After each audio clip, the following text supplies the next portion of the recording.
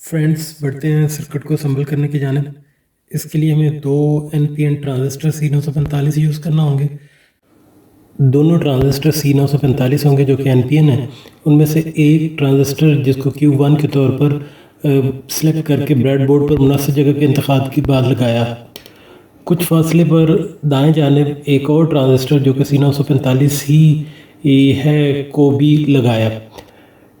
इसके बाद दोनों ट्रांजिस्टर के जो है एक जंपर के ज़रिए से जो है ना एमिटर टू बेस कपलिंग होगी जो कि डार्लिंगटन पेयर बनाया जाएगा ताकि उसका गेन बढ़ सके। अब दोनों ट्रांजिस्टर को power supply positive supply line के साथ जोड़ने के लिए यानी इसके कलेक्टर टर्मिनल को जोड़ने के लिए एक एक जंपर के ज़रिए से इसको जोड़ा। सबसे पहले जो है दाएं हाथ का ट्रांजिस्टर Q2 इसके कलेक्टर को पॉजिटिव सप्लाई के साथ जोड़ा। उसके बाद फिर बाएं हाथ का जो Q1 है इसके एक जंपर के ज़रिए से जोड़ा। इस तरह से दोनों ट्रांजिस्टर के कलेक्टर पर पॉजिटिव सप्लाई फ्राहम कर दी गई। अब बढ़ते हैं Q1 की बेस बायसिंग की जानिब। Q1 के बेस बायसिंग के लिए हम दो डिवाइसेस का इंतखाब करेंगे जिसमें एक रजिस्टर होगा 180 ओम का रजिस्टर और एक डायोड होगा 140007।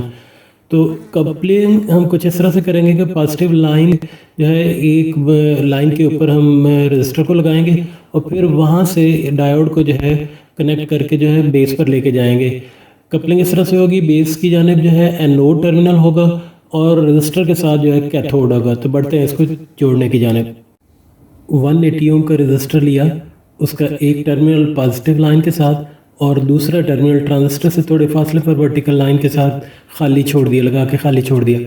इसके बाद डायोड लिया, डायोड का कैथोड उस रजिस्टर के साथ जोड़ा और उसके एनोड को Q1 की बेस के साथ जोड़ा। अब बढ़ते हैं लोड को कनेक्ट करने जो कि एक LED है। इसके एनोड टर्मिनल जो है वो एमीटर के साथ यूज़ किया जाएगा, जोड़ा जाएगा और इसके कैथोड को ग्राउंड किया जाएगा और जिसको एक जंपर के साथ मिला के नेगेटिव सप्लाई के साथ जोड़ दिया जाएगा।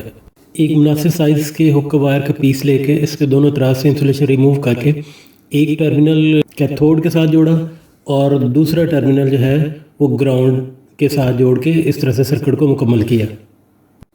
अब ट्रांजिस्टर Q1 की बेस से एक ग्राउंड की जानिब 1 मेगा ओम का एक रजिस्टर लगाया, यानी एक टर्मिनल उसका बेस की जानिब होगा और दूसरा ग्राउंड होगा। डायग्राम के मुताबिक अब हमारा सर्किट तो मुकम्मल हो गया, लेकिन हमारे पास जो पावर सोर्स है वो 9 वोल्ट की बैटरी है जबकि इसको 6 वोल्ट से ऑपरेट करना है। तो इसके लिए वोल्टेज ड्रॉप के लिए एक रजिस्टर 1K का पॉजिटिव लाइन के सीरीज़ में लगा के इसको वोल्टेज ड्रॉप करके जो है 6 वोल्ट में कन्वर्ट किया जाए ताकि सर्किट को ऑपरेट किया जाएगा। पॉजिटिव लाइन की तरफ अगर देखा जाए दो लाइन होंगी तो इस दो लाइनों के अक्रॉस जो है वो रजिस्टर लगा के लोअर लाइन जो है इसको सप्लाई लाइन बनाया जाएगा। इस तरह से हमारा अरेंजमेंट तो कंप्लीट हो गया। अब इसको वर्किंग के लिए पावर सोर्स दिया जाएगा जो कि 9 वोल्ट की बैटरी होगी। इसकी पॉजिटिव प्लेट जो है अपर लाइन के साथ जो कि पॉजिटिव लाइन हमने बनाई थी और नेगेटिव जो है वो ग्राउंड के साथ हम इसको कनेक्ट करके उसको ऑपरेट करेंगे। बैटरी कनेक्ट करने के बाद इसको देखने के लिए कि क्या ये सर्किट काम कर रहा है या नहीं, ना कि इसको पहले हीट दी जाए, तो इसके लिए जो है एक ट्यूज़र के ज़रिए से हम डायोड को शॉर्ट सर्किट करेंगे तो LED रोशन हो जाएगा जैसा कि करके दिखाया जा रहा है।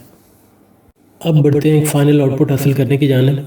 एक लाइटर लेकर हम डायोड को जो है हीट अप करेंगे, लाइटर से आग जला के हीट अप करेंगे और डायोड जो है कंडक्ट करने के बाद जो है LED को रोशन करेगा। तो बढ़ते हैं इस काम को मुकम्मल करने की जानिब।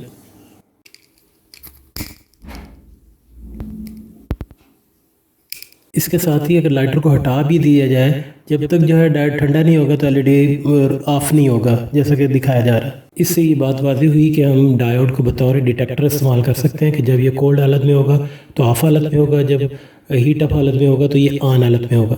इसके साथ ही वीडियो अख्ताम पसीर हुई। Thanks for watching this video.